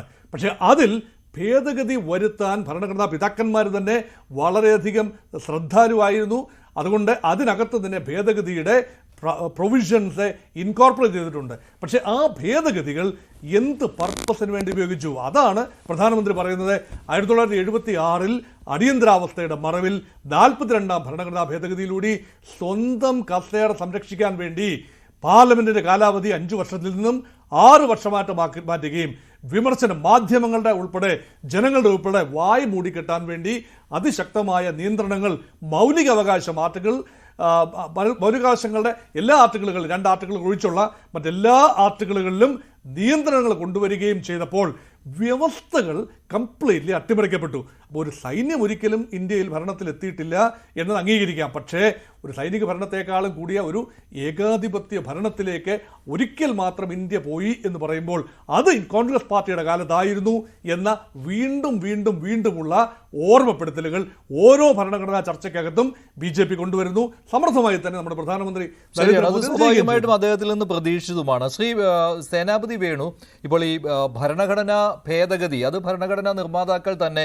നിർദ്ദേശിച്ചിട്ടുള്ള കാര്യമാണ്. അത് ഏതെല്ലാം രീതിയിൽ നടത്തണം എന്നുള്ളതും. പക്ഷെ നിങ്ങൾ ഈ BJP സർക്കാരിനെതിരെ NDA സർക്കാരിനെതിരെ ഉന്നയിക്കുന്ന കാര്യം എന്ന് പറയുന്നത് ഭരണഘടന തിരുത്തി എഴുതും എന്നുള്ളതാണ്. അതിന് കൃത്യമായിട്ട് മറുപടി നൽകുവാനായിട്ട് BJPക്ക് കഴിയുന്നുണ്ട്. അതാണല്ലോ ഈ അടിയന്തരാവസ്ഥയിലെ കാര്യങ്ങൾ കൊണ്ടുചെന്ന് എത്തിക്കുന്നത്. ഒന്ന്, ഞാൻ ശ്രീ ശങ്കുട്ടിദാസ് പറഞ്ഞ കാര്യങ്ങൾക്ക് മറുപടി പറഞ്ഞില്ല എങ്കിൽ കേൾക്കുന്ന പ്രേക്ഷകർക്ക് ഒരു സംശയം തോന്നുന്നു. ശങ്കുട്ടിദാസ് വിചാരിച്ചത്, അല്ലെങ്കിൽ അദ്ദേഹം പറയുന്നത് കേട്ട് കഴിഞ്ഞാൽ ഇന്ത്യയുടെ ഭരണഘടന അത് സ്വയംഭൂവായോ അതല്ല എങ്കിൽ ആകാശത്തു നിന്ന് പൊട്ടി വീണതോ, അദ്ദേഹം 3-4 പേരുകളൊക്കെ പറഞ്ഞിട്ട് ഇവർ ഭരണഘടനാ കമ്മിറ്റിയിൽ വന്ന് ഞാൻ നെഹ്റുവാണ് ഇന്ത്യയുടെ ഭരണഘടന സൃഷ്ടിച്ചതെന്നോ ഒന്നും ഒരിക്കലും പറഞ്ഞിട്ടില്ല. നെഹ്റു ഇന്ത്യയുടെ ആദ്യത്തെ പ്രധാനമന്ത്രിയായിരുന്നു. ഭരണഘടനാ ഡ്രാഫ്റ്റിംഗ് കമ്മിറ്റിയുടെ ചെയർമാനായി ഡോക്ടർ BR അംബേദ്കറെയും ഭരണഘടനാ കമ്മിറ്റിയുടെ അധ്യക്ഷനായി ഡോക്ടർ രാജേന്ദ്ര പ്രസാദിനെയും ഇതൊക്കെ നിയമിക്കാൻ കോൺഗ്രസ് എന്ന രാഷ്ട്രീയ പാർട്ടി ഇവിടെ ഉള്ളതുകൊണ്ടാണ് സാർ സാധിച്ചത്. അങ്ങ് പറഞ്ഞല്ലോ പ്രിൻസിലി, ഞാൻ അങ്ങ് പറഞ്ഞപ്പോൾ ഇടപെട്ടില്ല. അങ്ങ് പറഞ്ഞല്ലോ പ്രിൻസിലി സ്റ്റേറ്റുകളിൽ നിന്ന് പ്രതിനിധികളെ അയച്ചുവെന്ന്. ആ പ്രതിനിധികൾ വേണ്ട എന്ന് കോൺഗ്രസ് എന്ന് തീരുമാനിച്ചാൽ ഈ പ്രതിനിധികൾ ഉണ്ടാവില്ല സാർ. ബ്രിട്ടീഷുകാരൻ ഇന്ത്യക്ക് സ്വാതന്ത്ര്യം കൊടുക്കാൻ ആഗ്രഹിച്ചപ്പോൾ അവൻ വിചാരിച്ചത് 600 നാട്ടുരാജ്യങ്ങളെ സ്വതന്ത്രമാക്കിയിട്ട് വിടാവുന്നുള്ള. കമ്മ്യൂണിസ്റ്റുകാരൻ പറഞ്ഞ് രാജ്യത്തെ 16 ആക്കി വെട്ടിമുറിക്കാവുന്നുള്ള. അപ്പൊ നിങ്ങൾ ചോദിക്കും രാജ്യം എങ്ങനെ വെട്ടിമുറിക്കപ്പെട്ടു? ഈ രാജ്യം 200 കൊല്ലം ഭരിച്ച ബ്രിട്ടീഷുകാരൻ ഈ രാജ്യത്തെ നന്നാക്കാൻ വന്നതല്ല.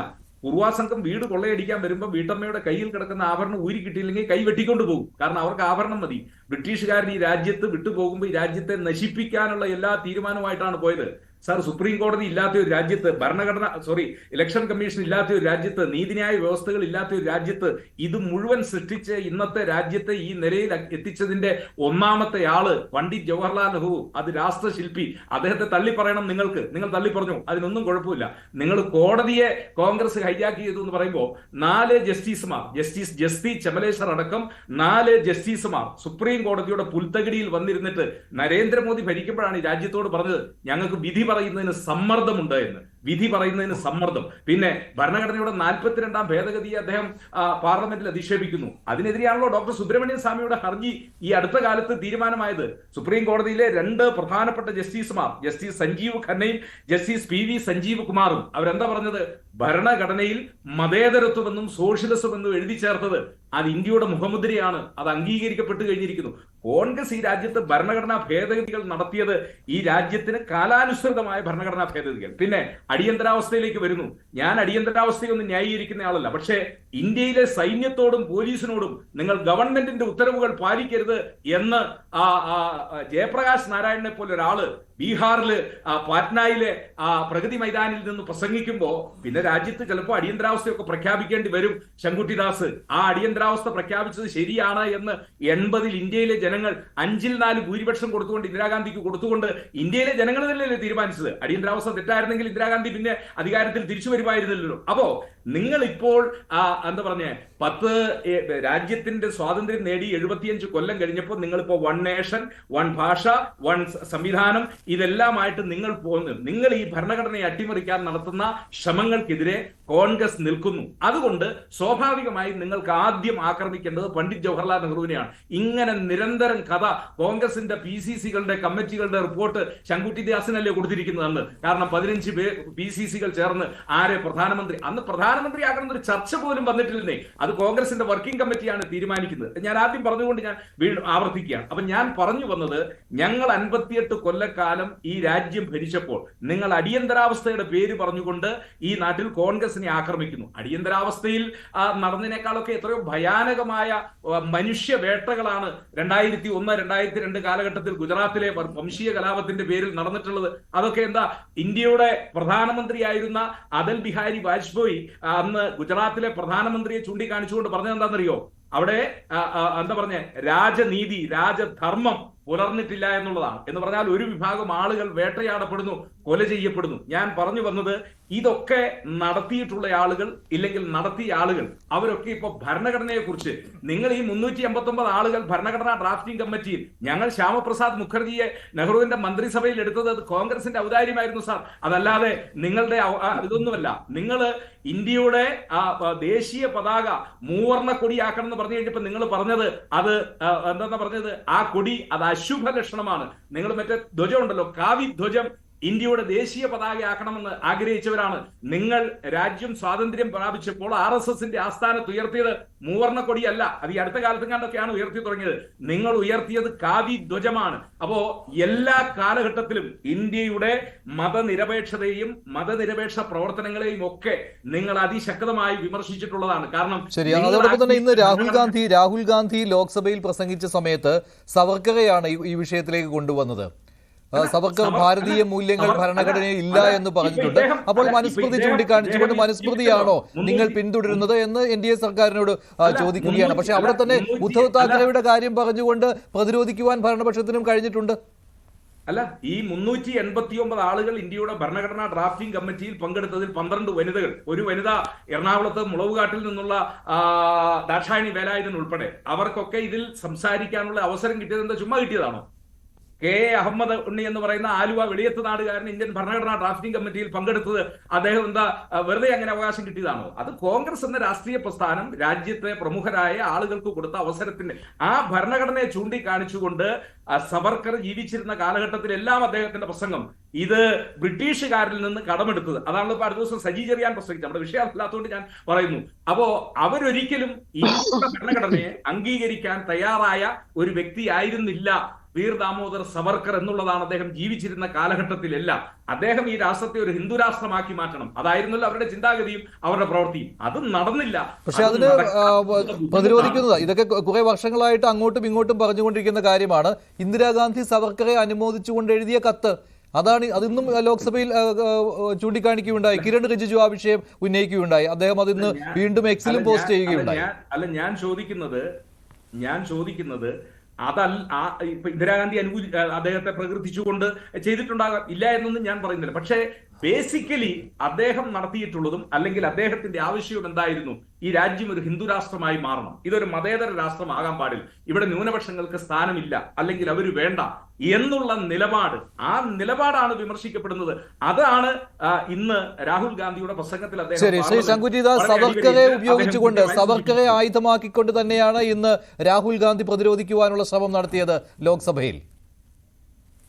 സവർക്കറെ അനുകൂലിച്ചുകൊണ്ട് ഇന്ദിരാഗാന്ധി കത്തയക്കുക മാത്രമല്ല, അദ്ദേഹത്തിന്റെ ജന്മവാർഷികത്തിന് ബ്രേവ് സൺ ഓഫ് ഇന്ത്യ എന്ന് പറഞ്ഞ് അദ്ദേഹത്തെ പ്രകീർത്തിക്കുക മാത്രമല്ല ചെയ്തിട്ടുള്ളത്. 1971 ശ്രീ വീർ സവർക്കറുടെ പേരിൽ ഇന്ത്യയുടെ തപാൽ വകുപ്പ് പോസ്റ്റൽ സ്റ്റാമ്പ് പുറത്തിറക്കുകയും ചെയ്തിട്ടുണ്ട്. അതും ഇന്ദിരാഗാന്ധിയുടെ കാലത്താണ്. രാഹുൽ ഗാന്ധി അദ്ദേഹത്തിന്റെ മുത്തശ്ശിയോട് ചോദിക്കണം, ഇങ്ങനെ ഒരാളായിരുന്നെങ്കിൽ എന്തിനാണ് അദ്ദേഹത്തിന്റെ പേരിൽ സ്റ്റാമ്പ് പുറത്തിറക്കി അദ്ദേഹത്തെ ആദരിച്ചത്. ശ്രീ സഭാപതി വേണു ഇവിടെ പറഞ്ഞ കുറെ കാര്യങ്ങൾക്ക് വേഗത്തിൽ മറുപടി പറയാൻ വിചാരിക്കുകയാണ്. ഒന്ന്, അദ്ദേഹം പറഞ്ഞു ഗുജറാത്ത് കലാപം ഉണ്ടായി, അടിയന്തരാവസ്ഥ കാലത്ത് ഉണ്ടായതിനേക്കാൾ കൂടുതൽ ആളുകൾ ഗുജറാത്ത് കലാപത്തിൽ കൊല്ലപ്പെട്ടിട്ടുണ്ട്, അന്ന് രാജധർമ്മം പാലിച്ചില്ല. വർഗീയ കലാപങ്ങൾ സർക്കാരിന്റെ നേതൃത്വത്തിൽ നടക്കുന്നതല്ല, രണ്ട് വ്യത്യസ്ത വിഭാഗങ്ങൾ തമ്മിൽ വ്യത്യസ്ത വിഷയങ്ങളുടെ പേരിൽ നടക്കുന്നതാണ്. ഇവിടെ ഭരണകൂടത്തിന്റെ നേരിട്ടുള്ള നേതൃത്വത്തിൽ ഒരു മതവിഭാഗത്തെ തെരഞ്ഞുപിടിച്ച് കൊന്നിട്ടുള്ള ഒരേ ഒരു കലാപം ഇന്ത്യയിൽ നടന്നിട്ടുള്ളത് കോൺഗ്രസിന്റെ നേതൃത്വത്തിലാണ്. ഇന്ദിരാഗാന്ധിയുടെ മരണത്തെ തുടർന്ന് ഉണ്ടായിട്ടുള്ള സിഖ് വിരുദ്ധ കലാപം, അവിടെ താടിയും തലപ്പാവുള്ള ആളുകളെ കോൺഗ്രസ് വോളണ്ടിയർമാർ തെരുവിലിറങ്ങി മതത്തിന്റെ അടിസ്ഥാനത്തിൽ തെരഞ്ഞുപിടിച്ച് ചുട്ടുകൊന്നിട്ടുള്ള സംഭവം ഇന്ത്യയിൽ ഉണ്ടായിട്ടുണ്ട് കോൺഗ്രസിന്റെ നേതൃത്വത്തിൽ. അന്ന് കോൺഗ്രസിന്റെ പ്രധാനമന്ത്രിയായിരുന്ന രാജീവ് ഗാന്ധി അതിനെ ന്യായീകരിച്ചിട്ടുണ്ട്. വൻമരങ്ങൾ വീഴുമ്പോൾ അടുത്തുള്ള മണ്ണ് കുറച്ച് കുലുങ്ങും, അത് സ്വാഭാവികമാണെന്ന് പറഞ്ഞിട്ട്. അങ്ങനെയുള്ള കോൺഗ്രസ് പാർട്ടിക്ക് വർഗീയ കലാപങ്ങളെ പറ്റി പറയാനുള്ള അവകാശം എന്താണ് എന്നുള്ളത് എന്റെ ഒരു ചോദ്യമാണ്. രണ്ട്, ജുഡീഷ്യറിയിലുള്ള പ്രശ്നങ്ങളെ പറ്റി പറഞ്ഞു. ചലമേശ്വരൊക്കെ പുറത്തിറങ്ങിയിട്ട്, ചമലേശ്വർ അല്ല കേട്ടോ, ചലമേശ്വറാണ്. ജസ്തി ചലമേശ്വർ.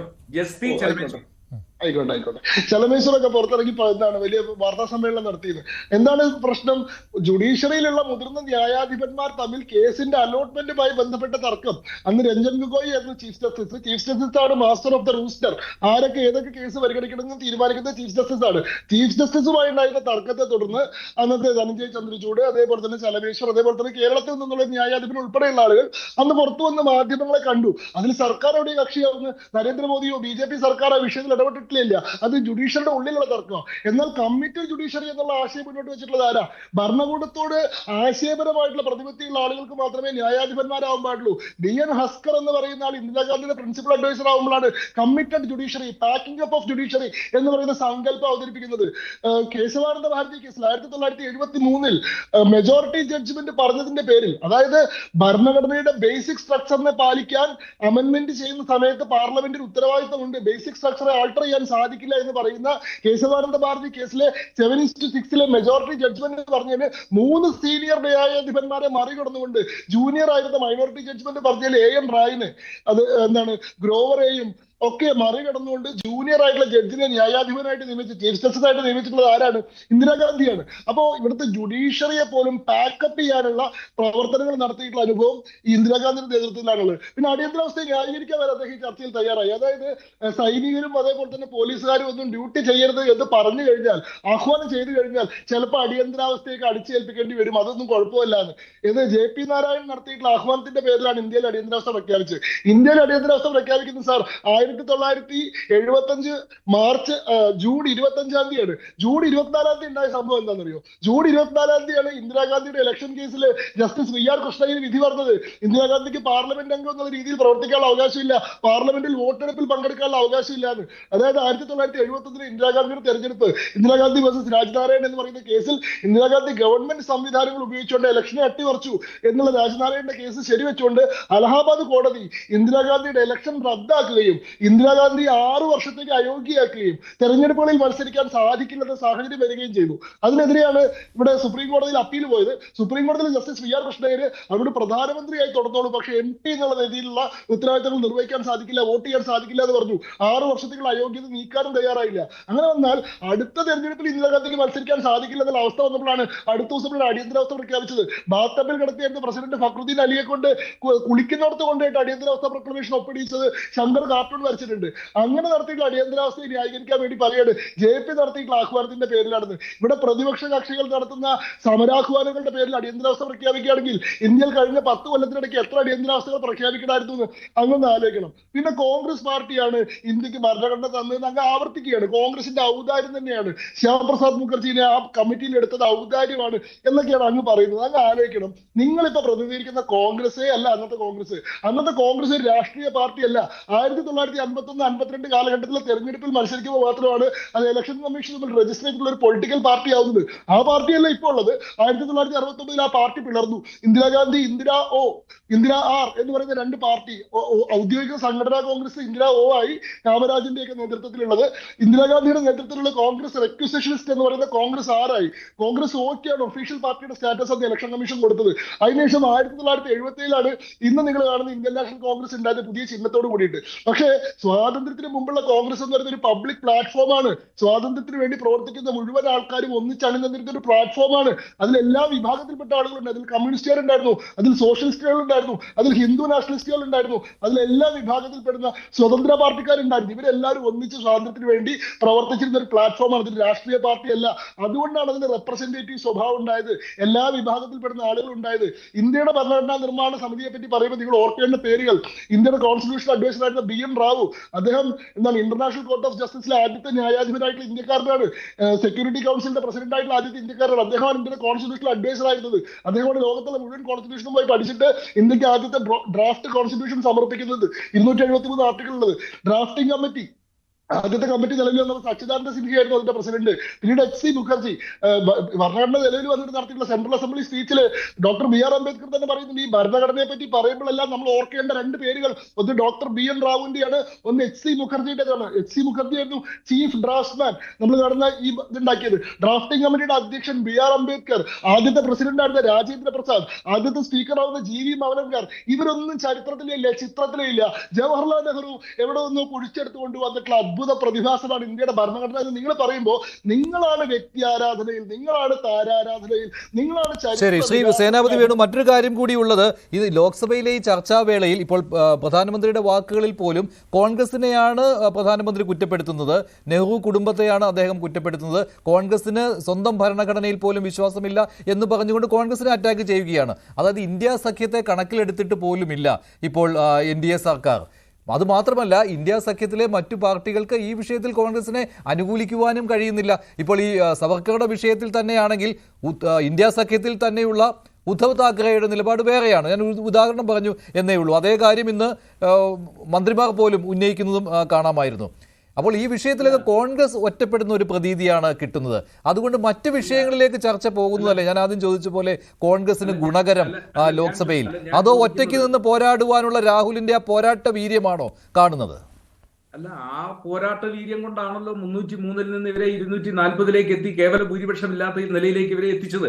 ആ മനുഷ്യൻ ഒറ്റയ്ക്ക് നടത്തിയ പോരാട്ടമാണല്ലോ. അപ്പൊ ഇവരാരെയാ ഭയപ്പെടുന്നത്? ഭയപ്പെടുന്ന ആള് എന്ന് പറയുന്നത് അത് രാഹുൽ ഗാന്ധിയും നെഹ്റു കുടുംബവുമാണ്. ഇവർ നിശ്ചയമായിട്ടും അതുകൊണ്ട് അവരെ ആക്ഷേപിക്കുക, അധിക്ഷേപിക്കുക എന്നുള്ളത് ഇവരുടെ നിരന്തരമായിട്ടുള്ള പ്രക്രിയ. പക്ഷെ അതിൽ രാഹുൽ ഗാന്ധിക്ക് പിന്തുണയായിട്ട് പ്രിയങ്ക ഗാന്ധി ലോക്സഭയിലേക്ക് കടന്നു വന്ന പ്രസംഗം അവരുടെ കന്നി പ്രസംഗത്തിനും വേദിയാവുകയുണ്ടായി ഈ ഭരണഘടനാ ചർച്ച. പക്ഷെ അവിടെ ഒരു സെൽഫ് ഗോൾ കൂടി കടന്നു വന്നു. സ്വന്തം സർക്കാരിനെതിരെ അവർക്ക് പരാമർശം നടത്തേണ്ടി വന്നു. അതും പൊതുവെ കോൺഗ്രസിനെ പ്രതിരോധത്തിലാക്കുകയാണ് ഉണ്ടായത്. അല്ല ഞാൻ ചോദിക്കട്ടെ, അപ്പുറത്തിപ്പോ പ്രധാനമന്ത്രി നേതൃത്വം കൊടുക്കുന്ന മുന്നണിയിൽ ആരൊക്കെയാണ് ഈ പ്രധാനമന്ത്രിയെ അനുകൂലിച്ചുകൊണ്ട് ആരെങ്കിലും ഈ ചർച്ചകളിൽ ഉണ്ടോ? ഇല്ലല്ലോ. അവരൊക്കെ എന്തുകൊണ്ടാണ് മൗനം പാലിച്ചു നിൽക്കുന്നത്? അവർക്കൊക്കെ ഈ കാര്യങ്ങൾ അറിയാവുന്നത് കൊണ്ടാണ്. കാരണം ഇപ്പോ കേവല ഭൂരിപക്ഷം പോലും പാർലമെന്റിൽ ഇല്ലാത്ത ഇന്ത്യയുടെ പ്രധാനമന്ത്രി എന്ന നിലയിലാണ്. ഇത്രയും കാലം അദ്ദേഹം മോദി കാ സർക്കാർ അല്ലെങ്കിൽ അദ്ദേഹത്തിന്റെ പാർട്ടിയെ കുറിച്ച് ഇപ്പോഴാണല്ലോ അദ്ദേഹം NDA എന്ന് പറയുന്ന മുന്നണി സംവിധാനത്തെ കുറിച്ച് പോലും പ്രസംഗിക്കാനായിട്ട് തുടങ്ങിയിരിക്കുന്നത്. അപ്പോൾ ഇവർക്ക് നിരന്തരമായി കോൺഗ്രസിനെ ആക്ഷേപിക്കുക അല്ലെങ്കിൽ കോൺഗ്രസിനെ അധിക്ഷേപിക്കുക എന്നുള്ളത് ഇവരുടെ നിരന്തരമായിട്ടുള്ള ഒരു പ്രചരണത്തിന്റെ ഭാഗമാണ്. ഞാൻ ശ്രീ ശങ്കുട്ടിദാസിനോട് വിനയപുരസരം ചോദിക്കുന്നു, മണിപ്പൂരിൽ ഇപ്പം നടന്നുകൊണ്ടിരിക്കുന്നത് എന്താ? നിങ്ങൾ ഇവിടെ ഭരണഘടനയും ഭരണഘടനാ സംരക്ഷണത്തെ കുറിച്ചും ഒക്കെ പറയുമ്പോൾ എന്താണ് മണിപ്പൂരിൽ ഇപ്പം നടന്നുകൊണ്ടിരിക്കുന്നത്? എന്തുകൊണ്ട് ഗോത്രങ്ങൾ തമ്മിലുള്ള സംഘർഷമാണ് നടന്നുകൊണ്ടിരിക്കുന്നത്. രണ്ട് വ്യത്യസ്ത ഗോത്രങ്ങൾ തമ്മിൽ ചരിത്രപരമായി നടന്നുകൊണ്ടിരിക്കുന്ന സംഘർഷമാണ്.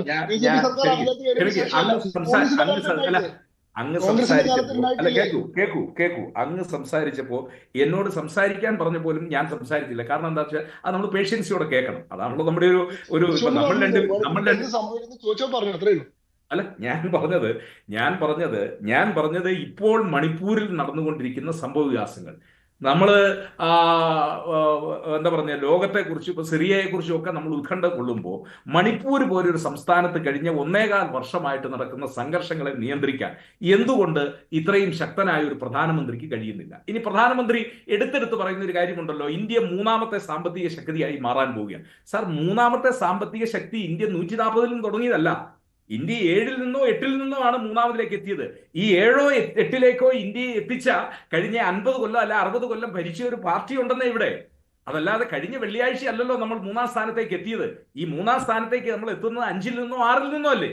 അപ്പൊ ഇത്രയും കാലം ഭരിച്ച് എങ്ങനെ ആയിക്കോട്ടെ, 10ൽ നിന്നും ആയിക്കോട്ടെ, എന്നാലും 10ൽ നിന്ന് 192 രാഷ്ട്രങ്ങളുള്ള ഐക്യരാഷ്ട്രയിൽ ഉള്ള ഈ ഒരു ലോകത്ത് യൂണിവേഴ്സിൽ നമ്മൾ 10ൽ നിന്നാണ്. ശരി, നിങ്ങൾ പറഞ്ഞത് ഞാനൊരു വാദത്തിന് വേണ്ടി. ഈ 10ൽ നിന്നാണേലും 10 വരെ നമ്മൾ എത്തിയത് അത് വെറുതെ എത്തിയതല്ലല്ലോ.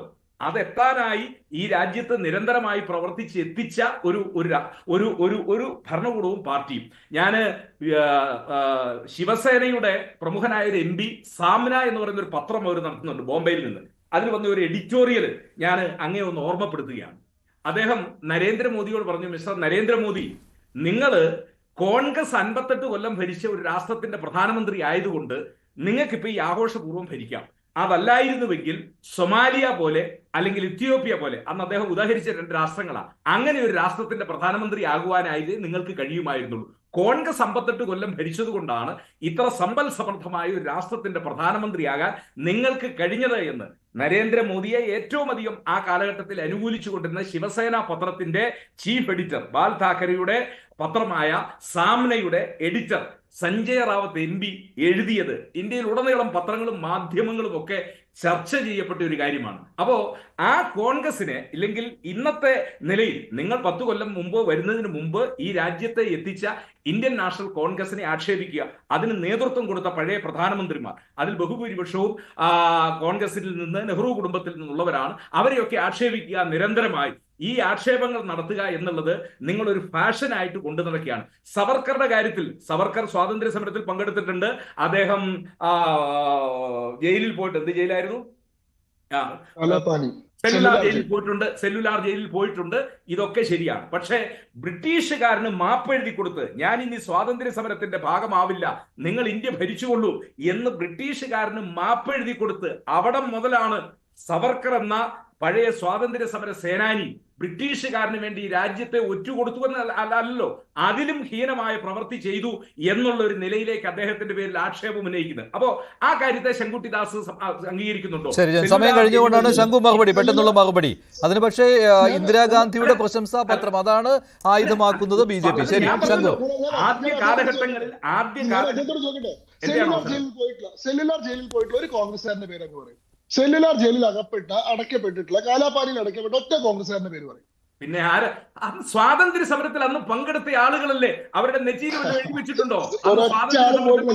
നിങ്ങളുടെ നേതാക്കന്മാര് കിടന്നത് മറ്റേ താൽക്കാലിക പ്രസിഡന്റായിട്ട് പരിവർത്തനം ചെയ്തിട്ടുള്ള അലിപ്പൂർ പാലസിലേക്കാണ് ജവഹർലാൽ നെഹ്റുവിനെ കൊണ്ടേ കിടത്തിയത്. അവിടെ ഇരുന്ന് ബ്രിട്ടീഷുകാരോട് ചായയും കുടിച്ച് അവിടെ സിഗരറ്റ് വലിച്ച് ഡിസ്കവറി ഓഫ് ഇന്ത്യ എഴുതിയ പോലെയല്ല. സ്വാതന്ത്ര്യ സമരത്തിൽ മൂവർണ്ണ കൊടി പിടിച്ച് കോൺഗ്രസിന്റെ കൊടി പിടിച്ചിറങ്ങിയവരെയാണ് സെല്ലുലാർ ജയിലിലേക്കോ ആൻഡമാൻ നിക്കോബാറിലേക്കോ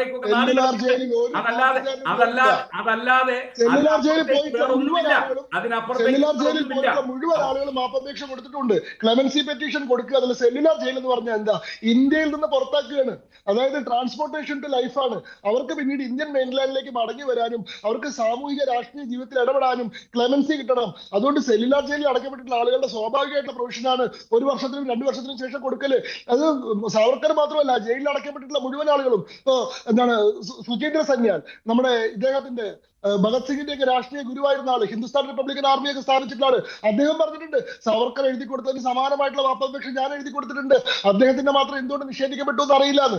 1919 ഇംഗ്ലണ്ടിലെ രാജ്ഞിയുടെ സ്ഥാനാരോഹണവുമായി ബന്ധപ്പെട്ട് മുഴുവൻ പൊളിറ്റിക്കൽ പ്രിസണേഴ്സിനും ഒറ്റയടിക്ക് ക്ലെമൻസി കൊടുത്ത സമയത്ത്, അമിറ്റി കൊടുത്ത സമയത്ത്, ആ സമയത്ത് പോലും സാവർക്കറുടെ മാപ്പപേക്ഷ പരിഗണിക്കപ്പെട്ടിട്ടില്ല.